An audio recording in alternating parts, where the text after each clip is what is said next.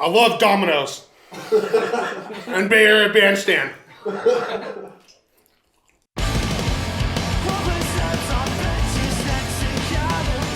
So you started doing show promotion and production under Arsenic Productions, you said, right? Yes. And that was you and Paul. Yeah, so that had started with me and Paul, and then we had a few other people from the Santa Cruz area that just kind of like helped us out. And like, I mean, honestly, when we started doing it, I believe if I remember correctly, our first event was actually a Halloween show in 2000. I want to say 4. But yeah, that we had no freaking clue what we were doing, and I loved it from the moment I did it. Like, I played a little bit of music in high school, but I can't keep a beat to save my life. Anybody that's ever heard me sing knows I sure as hell can't do that. Like, I just really enjoyed it, and I always kind of, I'm a quick learner on my feet, and I loved what I got into. And yeah, so I did Arsenic with Paul, and then like I said, he was going to have a kid and had some health problems, so he had to move somewhere where it was a lot cheaper to live. So I kept doing Arsenic. I had a lot of people in and out, but we always ran it. It was always like a family. Like, it was always people that wanted to be there. It was never a job. It was never high stress. You know what I mean? It was always Absolutely. just something all of us cared about, was like locally there being music and there being that community. So it sounds like even after Paul, had to leave for legitimate reasons, it sounded like Arsenic was still going strong.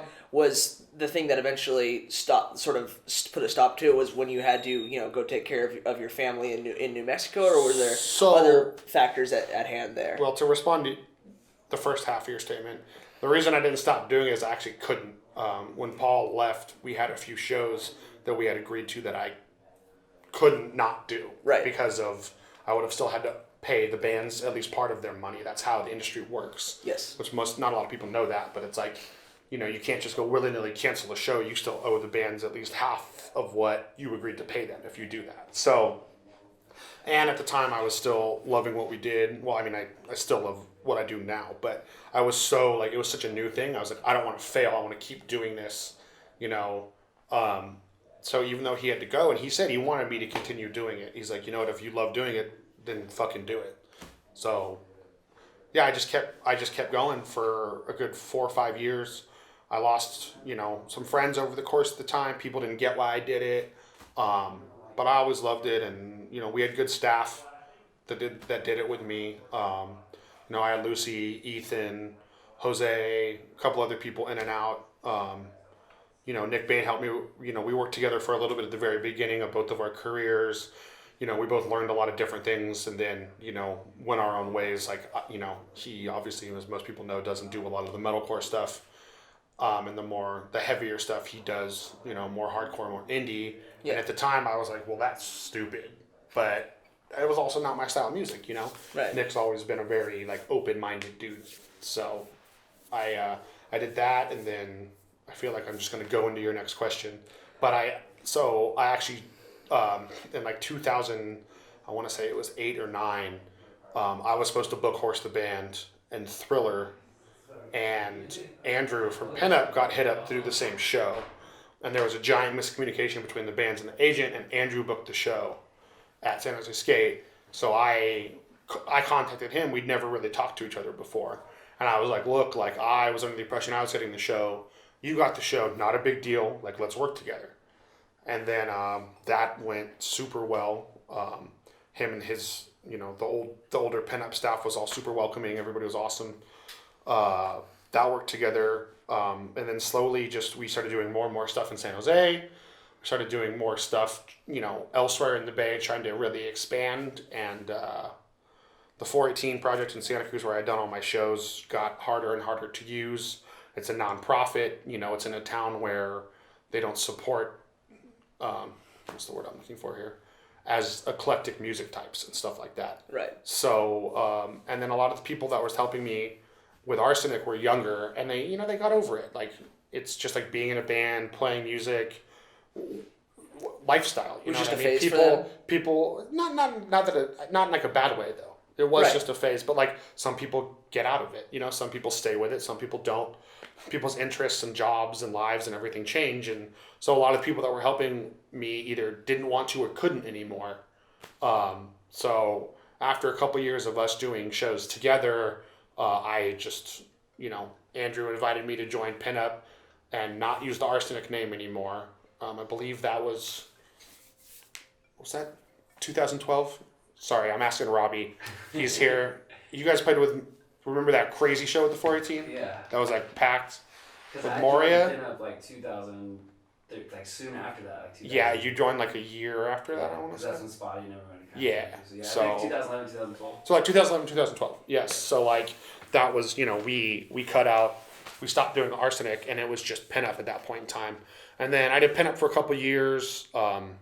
At the time, I also went on tour with Moria and Arsenic Get All the Girls. So being a part of PinUp actually made it easier because I could book shows. We had a team and we had people to run them. The shows were able to happen. I was still able to provide what I loved doing in the Bay Area, being able to travel the country with, not just this country, but travel the continent with my friends and learn another aspect of the business there as well. And then a couple years into that, about 2 or 3 years into that, was when I believe it was the December 2010 was when I had to move to New Mexico. I was there for roughly a little less than 2 years, or no, a little more maybe. I came home in March 2012, I believe. Okay. So I was there for that amount of time taking care of my pops. I was still able to help out with PinUp. Andrew, we had a big team. At the time, Robbie was one of them. Spotty, a few other people that are watching this will probably recognize. They, they stayed here, or I stayed in New Mexico, and they were still out here, and I was able to still book shows. Bring the bands I wanted to see, that I knew people wanted to see. I mean, I know you remember those days. Like we did like Terror at San Jose Skate. Like that's something that normally would not have happened. Right. Andrew might have been able to acquire the show, but I don't know if he, I had to convince him like, yo, it's Terror. Like when are you ever going to be able to say you booked a band like fucking Terror in a roller skating rink? Right. We had As Blood Runs Black there. We had Beneath the Massacre. We had so many crazy bands that at the time were the pinnacle of their individual music scenes, and I'm very thankful that I was able to bring those bands through the area, even though I wasn't even living here.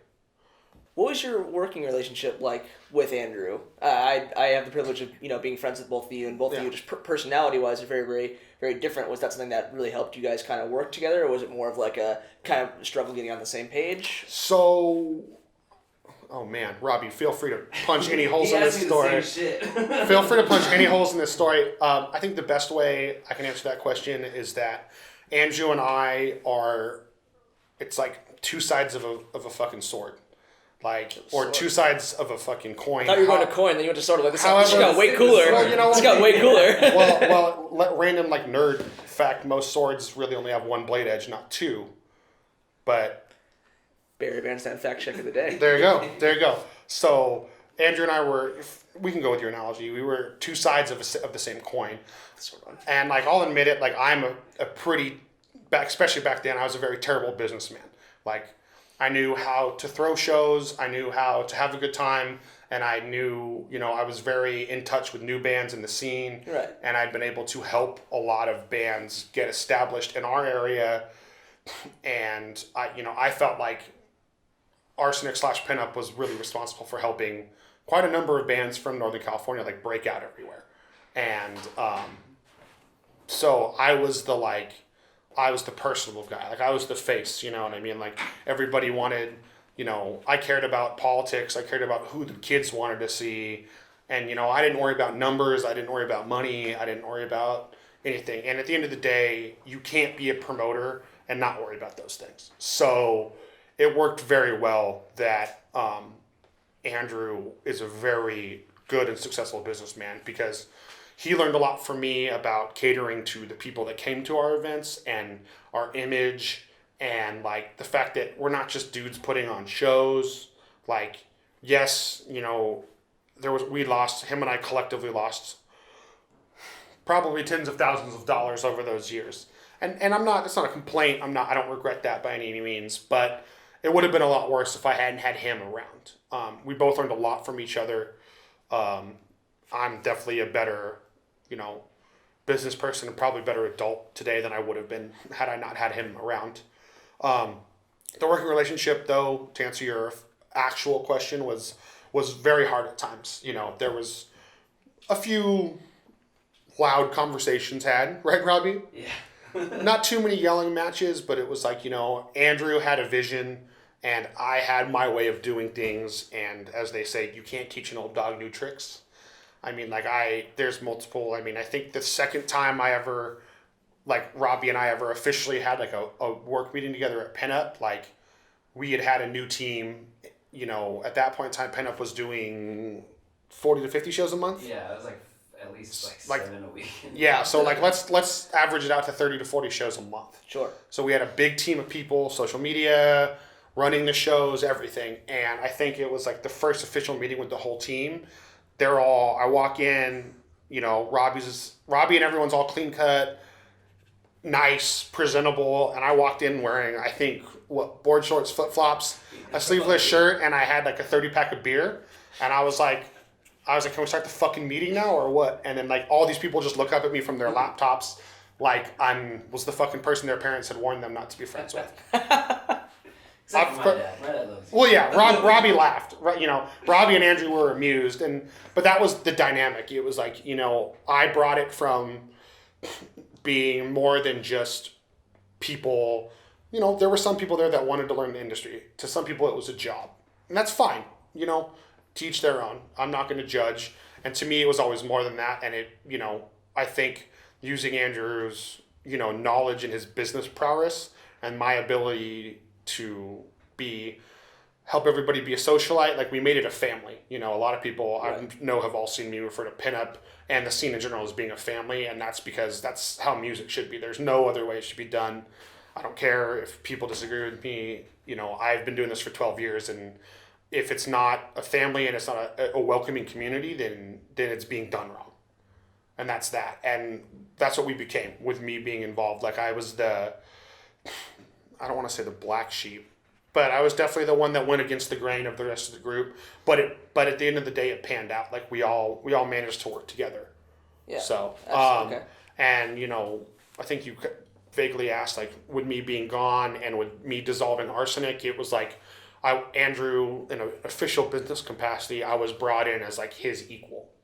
So it wasn't, I was a part of this team, but, Andrew and I made all the same decisions, which at some point in time was not easy for us to do. So there was some shows we did that we shouldn't have done, and there were some shows that we didn't do that we definitely should have done. Okay, we're gonna fast forward a little bit here. A few years later, we're talking about mid 2000s, late 2000s, right before 2010, kind of the golden era. Before 2010? Before 2010, where I recall things were really, really very good. Yes. Okay. And still good for a few years after that, and then around 2012ish, 2013 maybe, things had changed. The prize pool for the annual Battle of the Bands was down. Andrew didn't seem as involved, and eventually it became entirely ran by you and Brian, Spotty Romance. Yes. What was your partnership like with Spotty once Andrew sort of kind of let go of the reins of PinUp? Well, Andrew, as I touched on earlier with my original Arsenic staff, dude, people's lives change. I will say hands down, short of being a cop and a few other things, being a promoter is literally the most fucking thankless job on the face of the planet.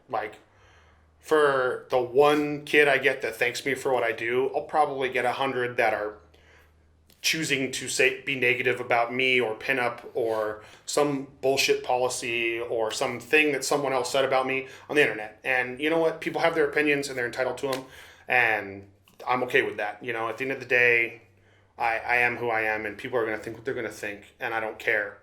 But it's a completely, utterly thankless job, and, everyone knows the joke's been made that everyone thinks I live in some fucking giant, glorious mansion, and I don't.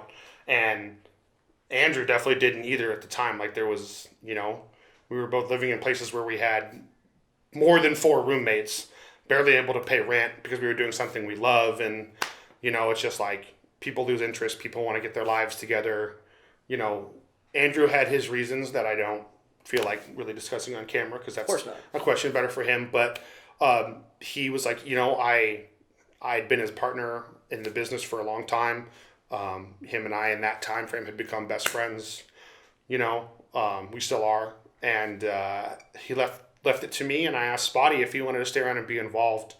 You know, Lauren, I don't know what she wanted to do, but we had a chick that worked with us that was very focused, and she was a good worker.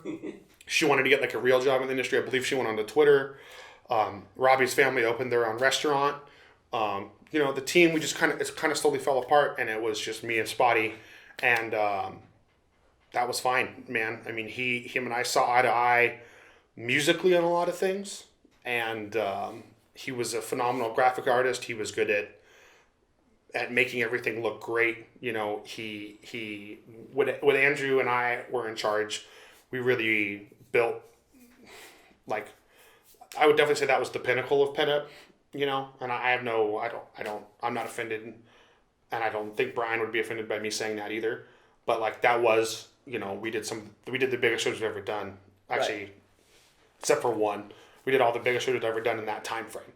And Spotty helped me maintain the look, even though the company shifted. We weren't doing 30 shows a month. We were barely even working with indie bands and pop punk bands and alt rock bands, and we didn't even work with like normal metal bands. It was something with the word core attached to the end of it. And like that's just what I knew how to do. You know, it's hard having everything just dumped on your shoulders, but I wasn't going to disrespect Andrew and just drop the ball. And you know, indie music, some of that stuff was waning. It was becoming less popular. There had been a big rift caused in the scene with the indie music scene versus the rest of the music scene. San Jose Skate being lost probably is the biggest damage that's ever happened at the South Bay. That was a place. It didn't matter what fucking type of music you played. It didn't matter what band you're in. It didn't matter who your girlfriend was. It didn't matter who your boyfriend was. Like, you know, nothing mattered. Everybody went there to saw music and support each other. And as soon as the community didn't have that, there came this separation. And then, you know, there was some unfortunate events that happened with one of the new venues we worked at where all the indie music was hosted, and a lot of people in that sect of the scene didn't want to deal with me because they heard negative things from other circles. There was just a bunch of negative connotation over something that was a misunderstanding, and that wasn't my fault, but I just took the ball and I ran with it. You know what I mean? So Spotty was fucking, I mean, that dude and I have been through more fucking shit together than I can even begin to describe on camera. And we're both very controlling personalities. We're both, you know, like the alpha male in situations, and like we made it work for so long, you know, and then at the end of the day, it's like, you know, Spotty has a very lovely girlfriend. They're very serious, you know, like there's mouths to feed. There's, you know, passions get changed. Things aren't enjoyable anymore. Everybody has their reasons, you know, and until he was no longer interested in doing it, like that was a great time in PinUp. Everybody thought, you know, we were going to fade away, or I guess for lack of a better term, we were going to fail. And him and I overcame a lot of obstacles together, and I wouldn't have had it any other way.